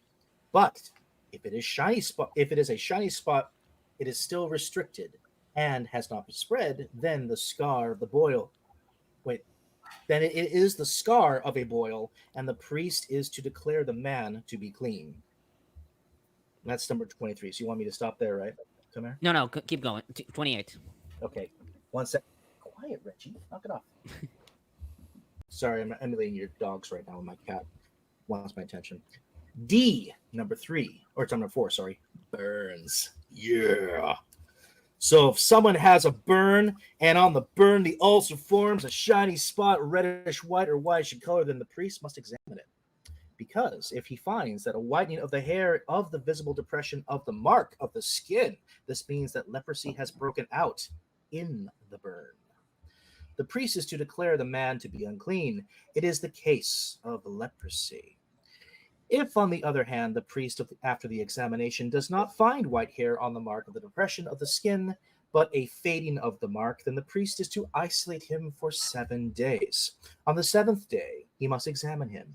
And if the disease has spread off to his skin, then he must declare him to be unclean, for it is the case of leprosy. If the mark is still restricted and has not spread over the skin, but has faded instead, this means that it is only a swelling due to the burn, and the priest can declare the man clean, for it is just merely a burn. Sick burn, right? Keep going. Okay. An that's it. ill burn, even. Interesting translation. Yes. Like I said, it's very weird. But yeah, all still these kinda fun. will be at least some of them will be fairly different, right? So leprosy Yes. was just like a common term for a skin disease. It's not leprosy. Yeah, as we understand it today. specifically a disease that Yeah. comes from God. And this is not the same as Hansen's disease, the leprosy that we know of. It's just it's a combination of like the exact identity of the tsarat is not known because it has different symptoms regarding the chapter we're talking about. But Yeah. generally, it is like a skin disease that comes from God. That's Gosh, the I word. almost kind of like for it. Oh, sorry. Go ahead. I read somewhere that it could even be interpreted as scabies. That Well- is also a possibility. There have been a lot of attempts to try to identify it, but we really can't. I mean, simply put, this is pretty, quasi-medical language. Mhm. So, like, they were describing more symptoms that could have been possibly unrelated diseases, and they mostly cared about that rather than the actual cause of it, right? Yeah, I Do have. you think that God would know how to write a medical manual? Oh, you'd think. See, yeah, he does. He does in 14, where it talks about the purification of lepers that we'll get to later. I can't wait till we get I have a comment by Levine. Lilith, you're- For it. Sorry. I was just saying that's going to be fun. I'm going to need a big drink for that one. More blood there, magic. there is a comment by Levine who describes each of the diseases described in verse 2, but I'm seeing some comments piling up. Maybe we should read them first. Okay. So Torbjorn Lindberg offers 50 Swedish kroner and says, I'm studying the history of medicine at the moment. Trust me, these ideas held up for painfully long, and the church is to blame for 1,000 years of bad medicine. Indeed. Indeed. Absolutely. Thunder And then God Eric Bear. I Warner. love that name. Gifted That's one what it RN is. Raw memberships. And then M. Doug offers £5 and says, I particularly like the easy cop-out cure for leprosy. Do the magic woo, and if he gets better, he gets better. If he doesn't, he doesn't. Yeah, it's very simple. Like, just send him away for a little while, where because obviously they noticed that whatever this was probably contagious, so they would have noticed that right away. So they would have been like, okay, so go away for a while and see if that helps. There wasn't really much. Well, and I don't have a problem with quarantining an infectious disease. Right, and I yeah. do understand that they didn't have access to a lot of things. It's not like they could get topical steroids in the middle of the fucking desert in the Bronze Age. Fair. But like, yeah, it's again, these ideas are only so harmful because people believe they're fucking magic divine revelations from God. Isolate the sick person if it's something infectious. You don't need God to tell you that. People have figured that shit out.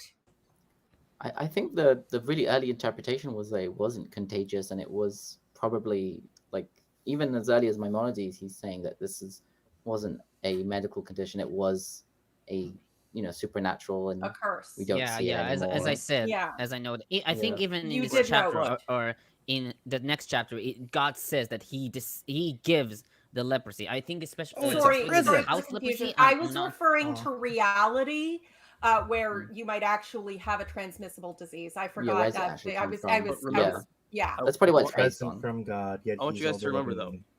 so in the same sense that if this would be a curse from God, so you know how sins can be transferable. Like if you are unclean, you can make something else unclean. In the same sense that even if this was meant to just be a curse from God, you could still transfer it, because that was the ancient understanding. Sounds like just an interpretation of why two people got a sexually transmitted disease when one person's a good person, the other one's a not so good person, at least in the eyes of the common folk. Therefore, the sin can be The transferred. transmissibility of sin. That or seems very holiness. logical. Yeah, the transmissibility of sin or holiness is probably the closest thing they had to a concept for infectious diseases that made any kind of sense. But again, this is a very poor analog, and while it may have had some very limited use in a very primitive time where your options were basically non-existent, to think of it as divine is just Yeah, but you got to admit it's hilarious. It is kind of interesting though that so in this section, right, they're kind of quarantined off, and I'm going with the idea that they can infect somebody else, and it's interesting that this is right after chapter 12, where, for example, if you give birth, right, that's not the thing that is necessarily the bad thing, but all the stuff that comes along with it will make you unclean. So like the process of giving birth makes the woman unclean, and in the same, like it's a transference of sin or an offense, and in the same sense, this we're kind of seeing this here, the idea behind it at least. Yeah, there is We also live a in a Jewish generation tradition that where we live in a generation where we recognize that that good things still happen to terribly bad people, and they seem to get away with things that other people don't. We note that that awful calamities can happen to really nice people, and there doesn't seem to be any justice behind it. But back then, if you caught some horrible disease, it was assumed you must have deserved it. Otherwise, God would not have done that to you. It's a gift from God to strengthen your soul and build character in things. Yeah, building character. Job's comforters. And we'll get Yeah, I to think- Job. The only good thing I have to say for Job as a book, it is the only good thing I have to say, is that it does criticize this line of thinking as, you know, it's not just because someone is evil that misfortune happens. It could happen for some other reason.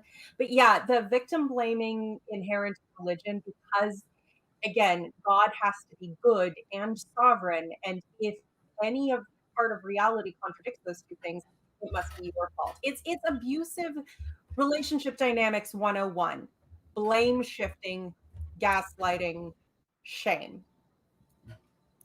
And So- the Jewish tradition is that this disease would have afflicted specifically people that had done the crime of it's called lashon hara, which is like evil speech, and it's like includes like gossiping and stuff like that. And so that's why they say, you know, Miriam. Which Right, because she challenged, yeah. Because she spoke ill of her brother or Moses, whatever, so that's why yeah. she gets it. And also like the bit where Moses gets the sign from God and his hand turns white when he puts it in his cloak and takes it out. Right. That was supposed to be God saying like, yeah, don't speak bad about my people to me like that. Or I'll look you up.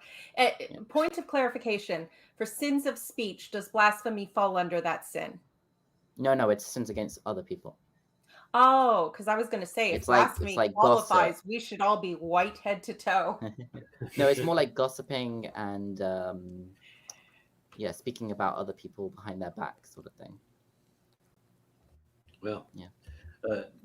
Tesla Ranger says, what disease is the stereotypical leprosy that you see in the movies where it's contagious and your extremities, e.g. nose, fingers, fall off? Hansen's disease. Hansen's disease, yeah. It actually, I believe, kills the nerve endings. Correct me if I'm wrong. And the wear and tear on your eyes, your nose, all of your extremities comes from the fact that you no longer have pain sensitivity to protect yourself. So you you don't pull your hand off the stove so your fingers burn, or like just a bit that in 1,000 ways to everyday nuances. Yeah, you just like continuously take damage and don't notice it. So eventually something horrible like that's going to happen. Definitely Your not a health bar is superpower. hidden. Okay, I'll start my commentary. First on verse 2, each one of the terms for the diseases is technical and appear frequently in chapters 13 to 14. Levine describes each one. The first is s'et, a swelling. A more precise rendering is local inflammation, boil, mole. This is a generic classification for diverse local inflammations or protrusion, which may assume any one of several forms. The second is sapachat, a rash. Literally, sapachat characterizes the ailment as growing, quote-unquote, out of the skin, that is, breaking out, quote-unquote. This term is not the name of a specific disease of the skin, but rather identifies a symptomatology in the same way that rash does in English. The third is baheret, discoloration, more literally white or a shiny spot. It may designate a disease known as vitiligo, a whitish ailment of the skin called bohak in 1339. Hebrew baheret derives from the adjective bahir, shiny, just as bohak derives from a verb meaning to shine. The fourth is nega, affection. This is a generic term for a plague and for various sorts of diseases. Literally, it means touch and reflects the widespread ancient belief that gods afflicted persons by their touch. The touch, quote-unquote, of divine being thus became a general term for affliction, and it expressed the belief that one suffered disease as a punishment from God. The fifth is tzarat, translated to scaly affection. This rendering of tzarat is based on its giving symptomatology. Now, verse 3. It does make sense. Sorry, I was just agreeing. It does make sense that you're going to describe things based on symptomatology in that circumstance. So, yeah. Verse 3. If the hair in the sore has turned white. So Milgrom comments, the identification of tzarat with the color white is nowhere better illustrated than the philological evidence from Akkadian, where the verb petsu, be white, yields the noun putsu, white spot or lesion. This would accord the rabbinic view that all forms of tzarat are white in color, varying only in shade. Nevertheless, medical authorities claim that skin disease does not turn the hair white. Perhaps the scales loosened from the skin adhere to the adjacent hair, as in cases of severe dandruff, so that the hair appears flecked with white, a condition common to psoriasis. Perhaps also this is what the rabbis Psoriasis. psoriasis. Sorry. Psoriasis, yeah. So, Perhaps- psoriasis is something else. Okay.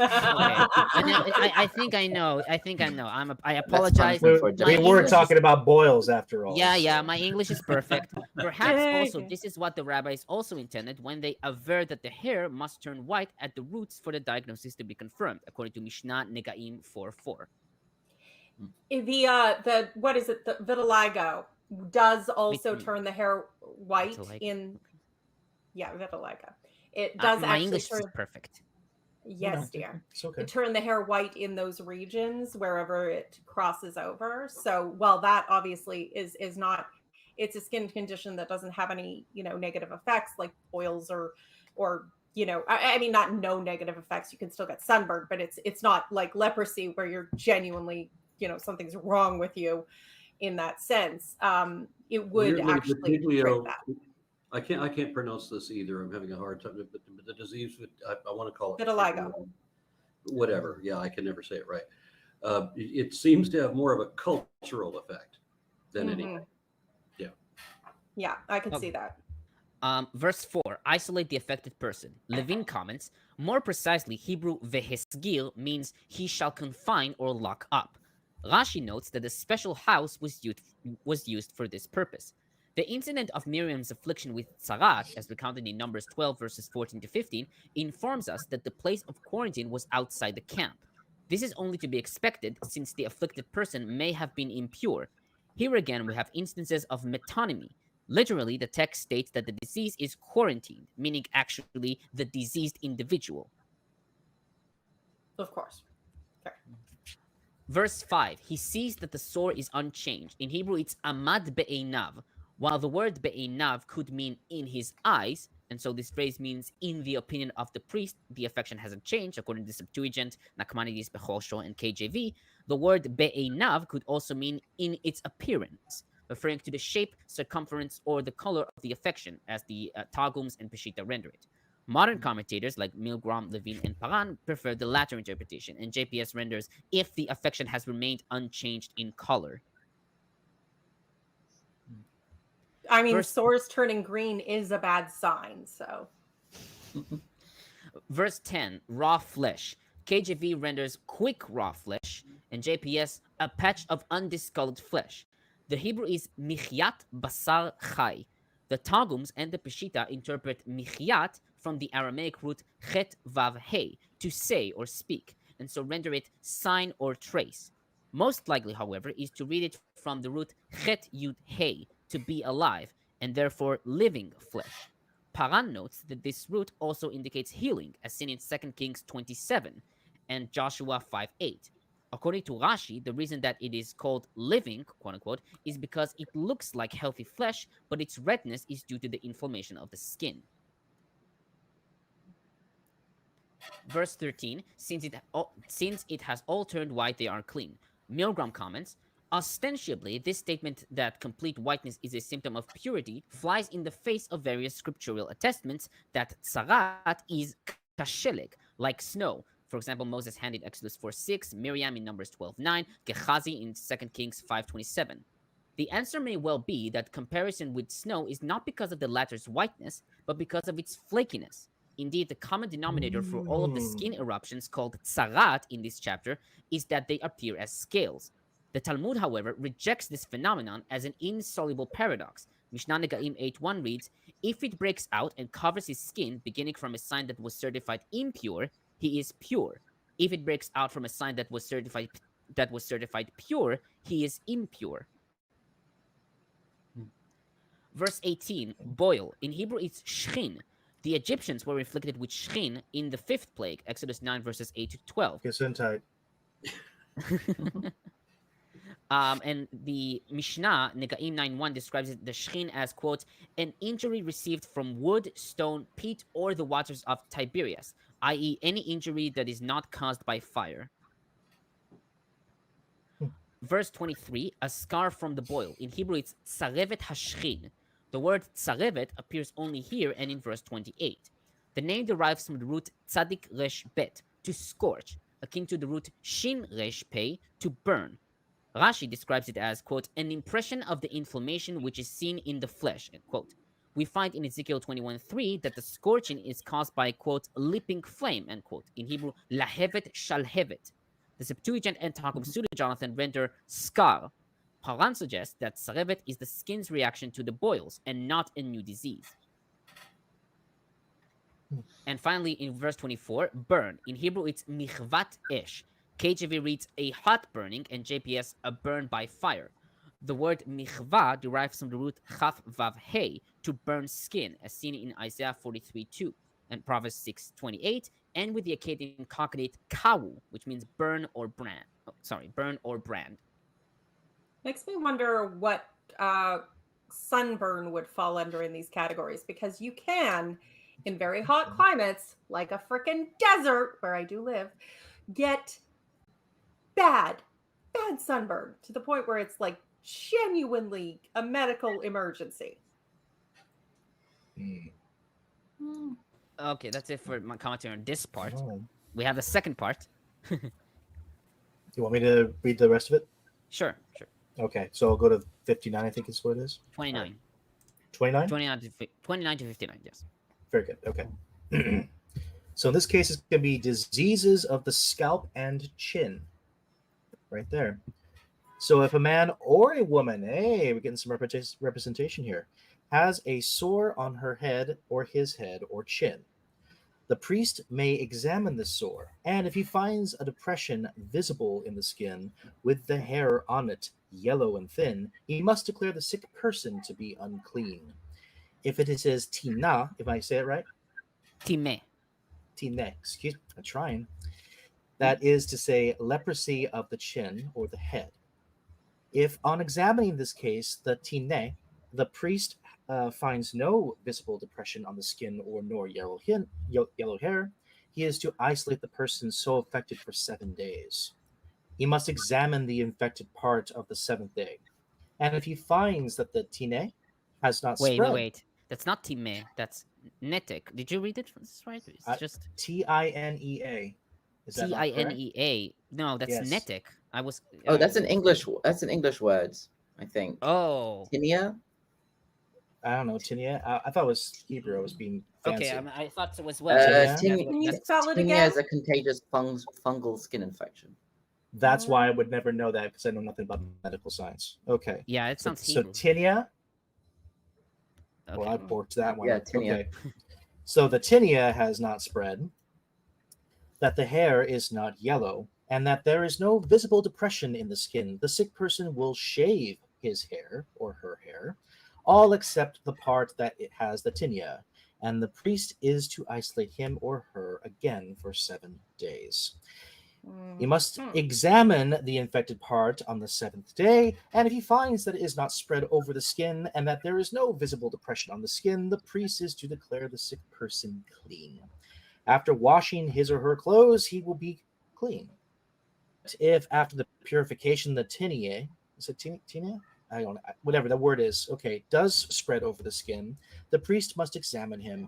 And if he finds that the tinea has indeed spread over the skin, this means that the sick person is unclean, and there is no way to verify whether the hair is yellow. Whereas, if so far as he can see, the tinea is arrested and dark hair is beginning to grow on it, because of course you can't deal with blonde people, this means that the sick person is cured, and he is clean, and the priest is to declare him clean. Rash. If a shiny spot breaks out upon a woman, and if these spots are white, the priest must examine them. If he finds that these patches are of a dull white, it is a rash that has broken out on the skin. So therefore, the person is clean. Loss of hair. If a man loses the hair of his scalp, this is baldness of the scalp, but the man is clean. If he loses his hair off the front of his head, this is also baldness of the forehead, and the man is considered clean. If, however, the reddish white sores appear on his scalp or forehead, this means that leprosy has broken out upon the man's scalp or forehead. The priest must examine it, and if the priest finds a reddish-white swelling on the scalp or forehead of the same appearance as leprosy of the skin, this means that the man is leprous and he is unclean. The priest must then declare him unclean, for he is suffering from leprosy of the head. A regulation for lepers. A man infected with leprosy must wear his clothing torn and his hair discolored. He must shield his upper lip and cry, Discolored? unclean, unclean. So he had to wear a mask? Disordered, excuse me. A face mask? Disordered. Okay. Yeah. Disordered. Unclean, unclean. Oh, yeah, I'm unclean here. As long as the disease lasts, he must be unclean, and therefore he must live apart. He must live outside the camp. So basically, he has to be this like ratty old guy just in drag. Nice. Great job. Drag your clothes. Leprosy of clothes. So this is very important. We understand this part. When a piece of clothing is infected with leprosy, woolen or linen clothing, so cotton's out, linen or woolen fabric of covering, leather or leather work, and if this clothing, fabric, covering, leather or of leather work appears to be greenish or reddish, it is the case of leprosy to be sworn to the priest. I have mildew. Right. I mean, you wouldn't know the smell leprosy of the because- clothing would, yeah. That or he's just a painter and had to Okay. paint a green house. I mean, you never know. Hmm. The priest must examine the infection and isolate the object for 7 days because the object, of course, is now unclean, right? If on the 7th day he observes that the infection has spread on the garment, fabric, covering, leather, or leather work, whatever it may be, it is the case of just leprosy, and the object, therefore, is unclean. And he will burn this clothing, fabric, linen, or woolen covering, leather, or any other article of this kind. This kind of your kinds, on which the infection was appeared. Was appeared? Why did I say was appeared? Okay. Because it was written by Joseph Smith. Clearly, for it has was appeared, for it is contagious with leprosy and therefore must be destroyed by fire. An What? object. Okay. Yes, not the person. Well, we haven't got to that part yet, I'm sure. But if on examination the priest finds that the infection has not spread on the clothes, fabric, covering, or leather objects, or whatever it may be, he is. Are you sure it's not written by Joseph Smith?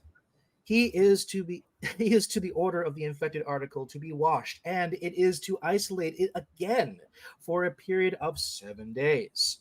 For whatever After- reason, this reminds me of Dom DeLuise in the History of the World Part 1, when he kept pulling things out of his ass and saying, wash this. If I could do a Don DeLuise voice, I would. My gosh, I can see what you're talking about. After the cleansing, he must examine the infection, and if he finds that there is no change in its appearance, even though it has not spread, the article is still unclean. It must be destroyed by fire, for it is infected through and through. But if upon examination the priest finds that the infection has diminished after washing, then he is to cut it off of the clothing, leather, fabric, or covering. But if the infection appears on the same clothing, fabric, covering, or leather article, whatever it may be, this means that the infection is active, and you must destroy it by fire wherever it is infected. So you just put a match to it or something. The clothing, fabric, covering, or leather article, whatever it may be, must be from which this infection disappeared after washing. It is to be clean after it has been washed a second time. Such is the law for a case of leprosy if linen or woolen of garments, of fabric of covering, of leather or articles, or whatever it may be. We should do like a little ticker for whatever it may be. When it is a question of declaring them unclean or unclean. End of chapter. Okay. I'll go back to verse 29. So Ibn Ezra comments that the sexes are differentiated here instead of using the general term Adam because the beard applies only to the man. While the Hebrew word zakan means beard, and early translations and commentators understood it as such, Milgrom suggested rendering it jaw, since the disease attacks the skin to which the hairs of the beard are attached.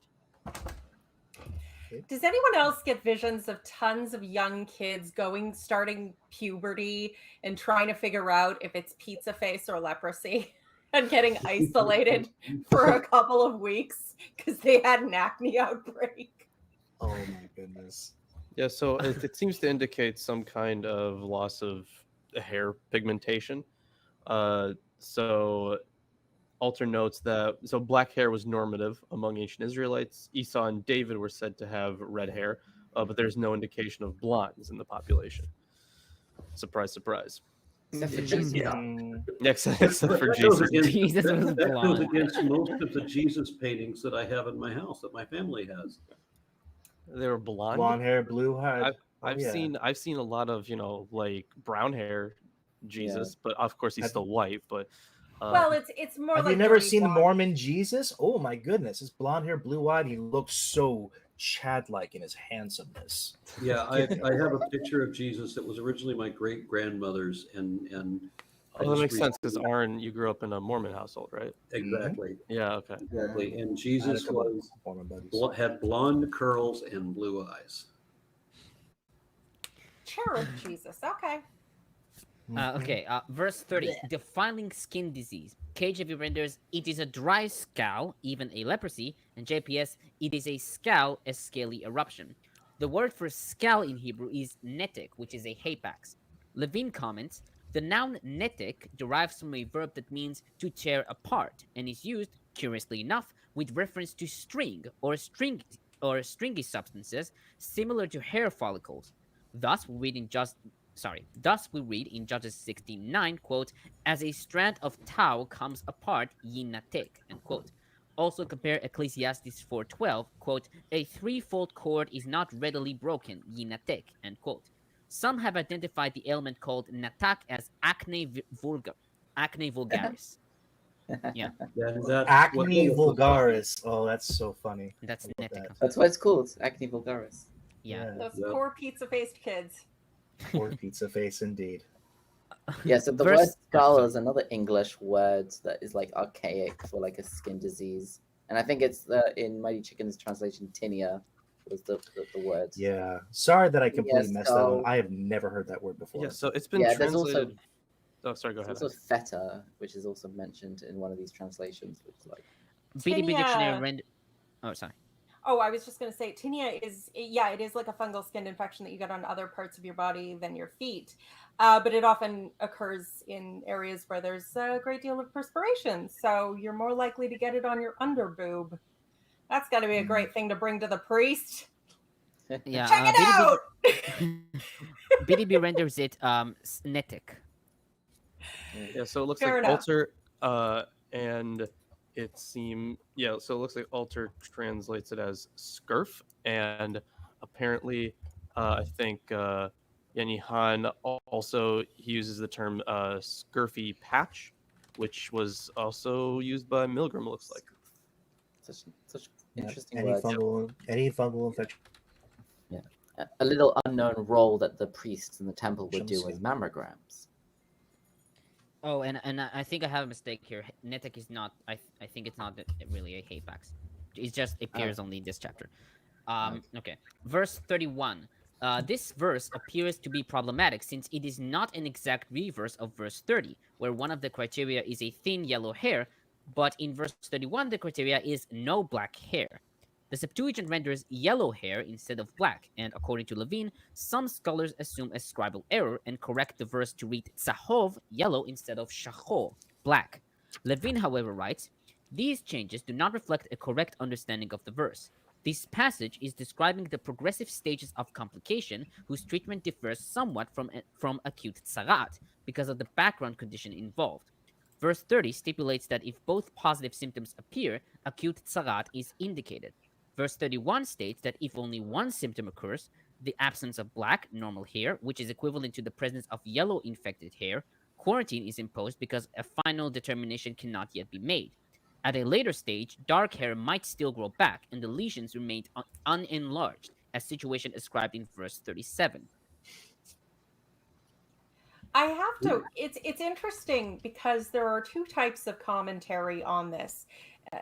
on many things in the Bible, but particularly here. You can see people trying to think, okay, what actual diseases could these people have been referring to in the desert? And like, one of them is based in people would try and find a context for what they were experiencing and put it here. And the other is God must have been warning them about real things. So we have to put in real medical terminology to show how smart God is, because we're going to diagnose these things and show that God was really, really smart by reading into it how smart he is. Yeah, why is this turned into a medical book? That's my thought. Why does it matter? My It's to do with suspicion purity, I guess. is that it has to do with people believed, you try this for this disease, you try this for this disease.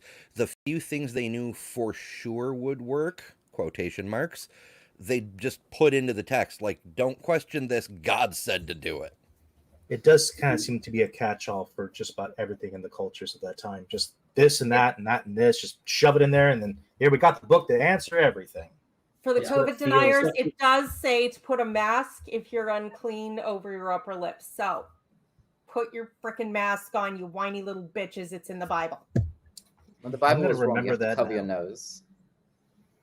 Yeah, One of you the should cover comments- your nose, but One of the comments, Eric Wander says, sorry, what version of the Bible was this one? The one that Mighty Chicken is using? Mine is the Jerusalem Bible. So this is an old, heavy, thick monster Catholic. Holding it up doesn't work with your green There we go. screen. Hold on. There we go. go. So I'll move it very, very slowly so you can see it. And it's very, very thick. Very, very thick. Not to confuse it with the Koran Jerusalem Bible, which is a Right. Jewish Bible. That's And correct. it is one of and one of the most popular Bibles in Israel. This one Or the was written, I Jerusalem think, in Talmud, 1950 or 60 or something like that. So this is probably a revision of older text that was for during the heavier times of the Catholic. And then Grandmaster Kupo offers $5 with no associated message.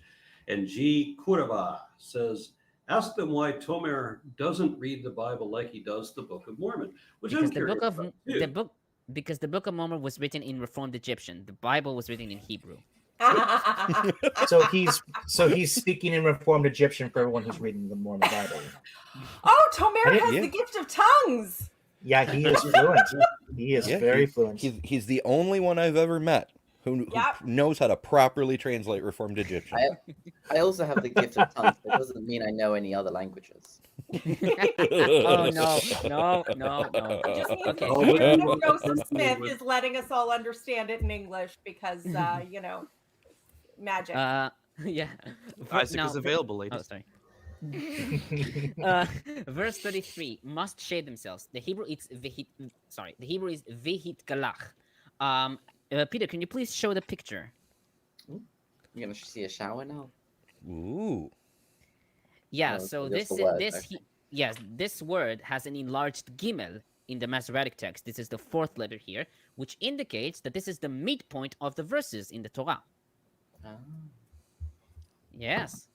Previously, this was there was an Wow. enlarged vav in chapter 11, which indicates the midpoint of the letters. Here, it's the midpoint of the verses. Do they also have midpoint in words? I don't know. I think I it'd should be check. nearby. Maybe. Maybe. Peter, you can return. Thank you. It's always a bit confusing reading anything in a language with no vowels and no spaces between the words. It just, write any sentence like that, any sentence at all, and you'll find it requires quite a great deal of inspiration to, They do divine have inspiration. spaces. That triggers Yeah. my drawn-on sentences, complex. Oof, and I've had that one bad. Verse 40, Levine comments, this section, i.e. verses 40 to 44, deals with cases where a person had already become bald prior to the outbreak of the ailment in question. The terms referenced here are interesting. The terms of reference here are interesting. Hebrew yimaret means to be rubbed or scratched, so that the hair is plucked out. The Akkadian cognate maratu is frequently used with this meaning in medical texts, whereas Hebrew karachat designates the bald area at the top and back part of the head. Hebrew gabachat refers to the front part of the head and the forehead. In verse 41, Gabachat is synonymous with Pe'at Panav, his temples or forehead. According to 2 Chronicles 26:19, Tzarat shown on the forehead of an afflicted king. This is the very condition described in our code. How much of this would have been solved with a dose of Head and Shoulders? Not sponsored. Just imagine if the Bible were to tell us things that God would know that people didn't like. Like partial differential equations. I mean, come on. Like there are microbes that are so tiny that you can't see them, but they reproduce like crazy. So there can be millions of them everywhere, and anything you touch that's unclean, you just might have them on your hands. And that's why I say you should wash your hands. Don't listen to Jesus when he says don't wash your hands. That idiot doesn't know what he's talking about. He thinks diseases are caused by demons, so he's not a guy to take medical advice from. I'm God. I tell you that diseases are caused by germs. Germ theory, deal with it. It's a theory. It's also a fact. What a concept. Go wash your hands. And we're also full of colony bodies full of different types of organisms. Anyway, what we are is actually a... Think about that. We're a whole ecosystem. Yeah, anything really would be really useful, like distance to the sun, so we didn't have to wait around for Cassini to get a friend on the other side of the planet so he could do the math and figure it out for us. Or even the fact the Earth isn't a fucking pancake, so we don't have to debate these dipshits every so often. I think honestly, is it sad now? I want pancakes. Pancakes. I want waffles, more syrup divots. But I have to say, like, I understand that even if God had tried to say such things to primitive people, they wouldn't have had the language for it. I can give a certain amount of allowance for that. But here's the thing that God never said that he would have said if he wrote this shit, which is something valuable for your mental health. Everything, humanity, everything is not about you. You are not the center of everything. Everything was not built for you. Everything does not exist for you. It is not all about you.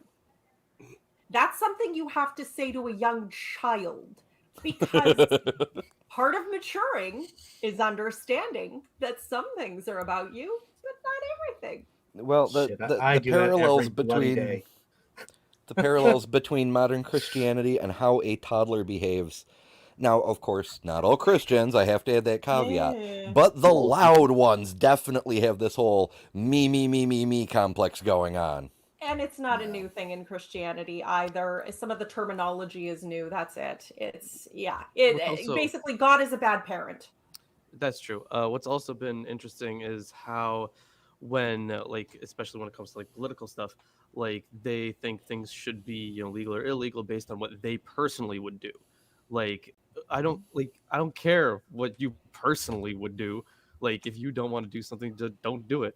It shouldn't be just your own personal moral code on how you personally should live your life should not dictate how everyone else does. Yeah, but I have the special knowledge given to me by God, and you can't prove he didn't. Right, that's do true. no That's harm true. I as can't much as prove that possible. You're a special snowflake. If you disapprove, for example, of gay marriage, do you know what you can do? If a gay person asks you to get married, you can say no. Yeah, it's very, very easy. No. If he had dictatorial powers, he would force everyone to carry a gun. Because these people are all about liberty, except not really at all. They want to force those who carry guns are afraid. Well, so they are the most fearful people in the world. They want to force everybody to do whatever they want to do. Mm-hmm. So forced conformity, that's what it's all. It's not. The fuck does that have to do with liberty? Oh, they don't understand the concept of liberty. Believe me. They don't understand Mighty Chicken. He is a sovereign citizen, so he understands. Oh my God! Don't trigger me. Oh, I hate that. Oh. If you're a sovereign citizen, then you should. Nobody should be charged with murder if they do anything to you. Let's try. Yeah. Thank you. Let's try to finish the commentary. Yeah. Verse 45. Just. You're not finished? Sorry. No, no. Come on, hurry up, Silver. Jeez. Yeah, it's my problem. Okay, verse 45. Title of his sex tape. No, we're past that. No. Okay, verse 40. He does make beautiful music after all. We can have a soundtrack in the back. Okay, I'm I'm sure of it. Verse 45. Tomer, this is why free Can I speech please is also start this? important. After you, Tomer. Wait, Peter. Please What did you let say? Tomer speak. Peter. Yeah, Never I mind. said, I said this Verse is why 45. Damn it. this is why free speech is so important. Tomer, speak. I'm sure he does. Verse 45. Wearing torn clothes and covering the upper lip are mourning practices, as evident from Leviticus 10:6, 21:10, Ezekiel 24:17. Covering the upper lip was also a way to shame someone, as seen in Micah 3:7. Paran comments that the leper must act as a mourner, since the disease was viewed as punishment from the heavens, and his grief came to arouse God's mercy so he could heal him. Compared to Miriam's leprosy in Numbers 12:11, where the sin, quote unquote, is explicitly mentioned. You know, Victim I would shaming. have, It's literally victim shaming. well, I would have problems calling someone a martyr if their punishment came Mourner, from mourner. God. Mourner. A mourner. Okay, I was like, No, not martyr. Mourner. He did pronounce Yeah. it funny. I heard martyr. Yeah, just- it's called I can help you, but I want to hear you beg. Yeah, I like how God is aroused by grief. Is that what you said? Yeah, Aren't we all? like, yeah, just to invigorate his Not mercy. touching I don't that. know. It was the commentary was in Hebrew, so I tried to Okay, translate but like this. the way you said it was like, yeah, the grief. Yeah. arouses- My English is perfect the fourth time. Okay, verse 47 That was to great, 59. actually. That's Yeah, clever. thank you. Verse I just 47 like the to 50. ambiguity. Verse 47 to 59. Levine comments, this section deals with tsarat type infections that damage fabrics and worked leather. These phenomenon had the same appearance as those that attacked humans, and it was probably believed that they were dangerous. Some have suggested that they were perhaps fungoid or sporoid infections.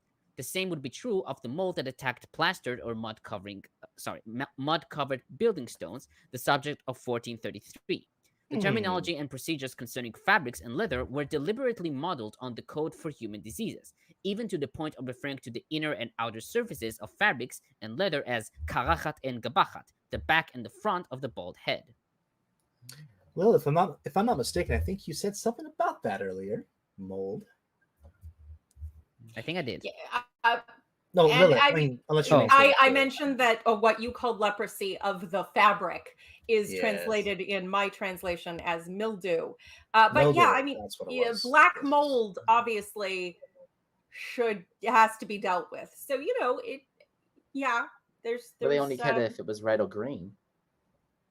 It's too bad they don't I'm have any pretty sure kills to something- paint over it, right? I feel like black So- mold so- probably they didn't probably have black mold in there. In that Yeah, world. Alter notes that it would be something similar to mold or mildew, which, however, is thought to exhibit the same pathology as the dermatological condition, perhaps because of a sticky whiteness manifested in both. Yeah, fair enough. Didn't I know mean, anything about that. fungal Oh, interesting. growths. That reminds me of my And- teen years. Yeah. Verse Different 40 kind of Why are these- fungus, my guy. Why are these pages? Why are these pages of Psalms stuck together? Ah. okay. Damn it, Isaac. So, please no. continue your commentary, Tomer, before Yeah, the sure. moment. Verse 48. Any woven or knitted material of linen. The Hebrew is o b'shti o be'erev. KJV and JPS render it in the warp or in the woof. Bamberger comments, in English, warp designates the threads that are set up on the loom. Woof, the threads passed around the warp threads by means of a shuttle. These terms ordinarily correspond to the shti and erev, but here this rendering is puzzling.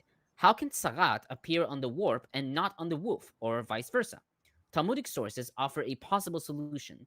In Talmudic times, a thick thread was used for woof and a thinner one for warp, Mishnah Negaim 11:8. This procedure may also have been followed in the biblical period. Our passage would then refer to yarns of different thickness before or even after weaving. So it's basically if it's like a splash of mud on the outside, it won't have penetrated and start growing, whereas mold and mildew will. Yeah. Interesting. Okay. Fair enough. Verse Yeah, I got a 55. question oh, from sorry. Matt White. Matt White says, "How does Tomer put up with all of this stuff from the panel?" You learn to adjust, I think.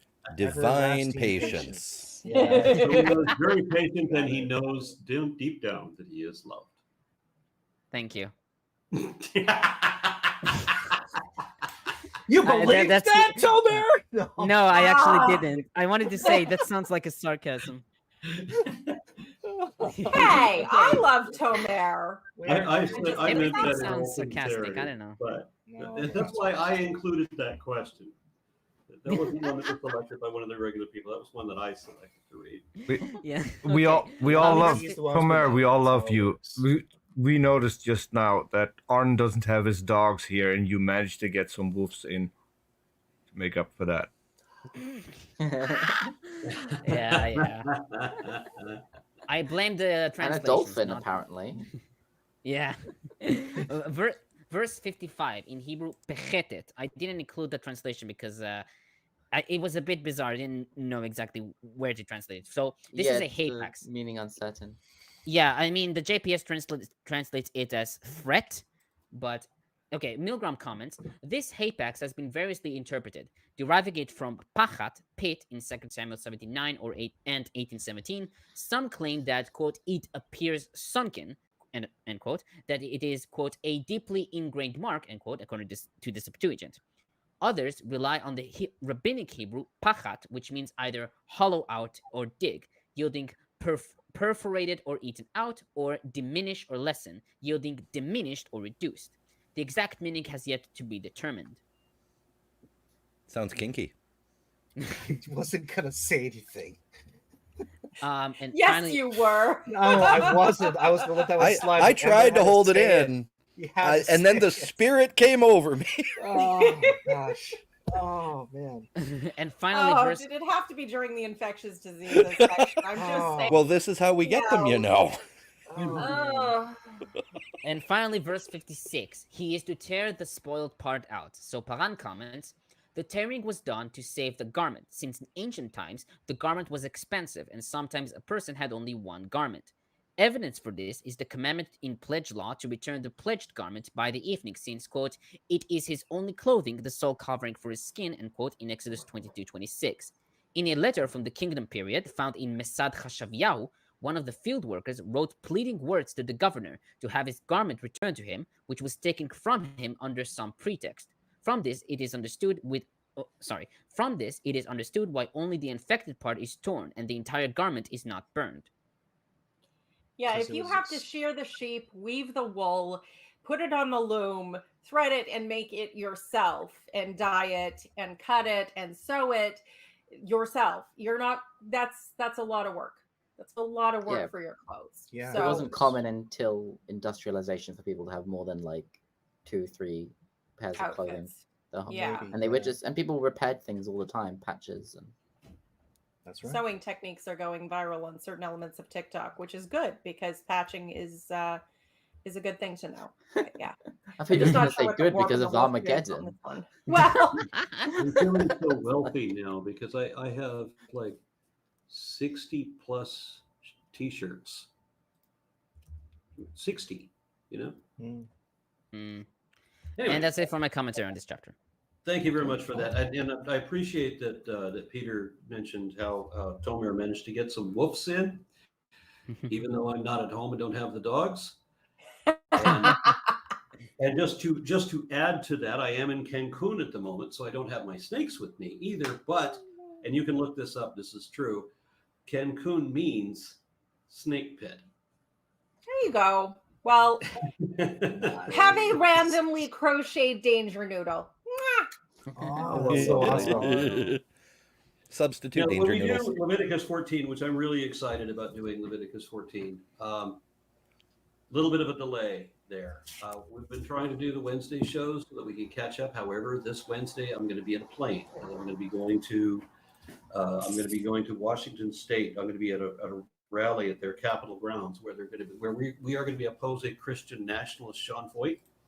Ah, He's holding a conference on the Washington State Capitol grounds, and I've been invited by a handful of Satanist organizations to participate in their rally in the same place at the same time. Nice. Yeah, and we've been warned that this is probably going to be a security risk. So not sure how all of that's going to turn out.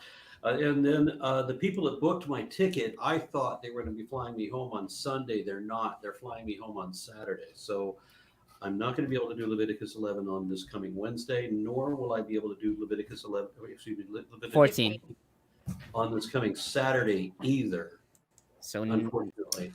We got a week Assuming off. that I don't get shot. we'll I have want to- to. I would love to say something to that after you're finished. But please continue. I want to add something. We'll have to wait until the following Wednesday, if everyone's good with that. it'll be a bummer, but Week off of Bible. I'm sorry, Yeah. what? A week off of Bible, but Joseph Yeah. Smith as normal. I will be doing reading Joseph Smith's tomorrow from Cancun, and then next Sunday I'll be back in Texas. I'm leaving here to go back to Texas, to Washington, back to Texas, and then I'll be doing Joseph Smith again. So next Sunday, that remains consistent. Okay, well, Well, stay safe. Yeah, we got just to scratch everyone's Bible itch, because I know everyone in the chat, all of our viewers love the Bible. So tomorrow we got Atheist Sunday School, and we'll be finishing up First Peter, and then on Friday we'll be doing our Friday Apocryphal podcast, and what book do we start? The Gospel of Truth. It's pretty theologically dense. Which is completely different than all that other bullshit we've read so far. Right, yeah. The Gospels of Dishonesty. Yeah. So you should go watch that on the Milwaukee Atheist channel. Yeah, I'm going to second that. Lawrence is brilliant. Y'all go watch his show, please. Absolutely. We're so close to Revelation. I am so excited. In September we'll be starting Revelation, and by mid-October we'll be done with the Bible. So It took you this long to find Revelation within the book of the Bible? yeah. I forgot that there was an index. I had to read through the whole thing. There you go. I'll also appear on tomorrow's. For me, at least, it'll be Monday. Book of Mormon, reading Alma 12. I absolutely love reading this book. It's fantastic. I like watching you guys. It's more fun. Crazy. So we were going to close out. I'm going to go find a earth-shaped tortilla to put food on. I was confused for a second. All right, and I'll see you a little bit more than a week from now. That's you. Thank you Take care, guys. very much. Live long and Bye. prosper.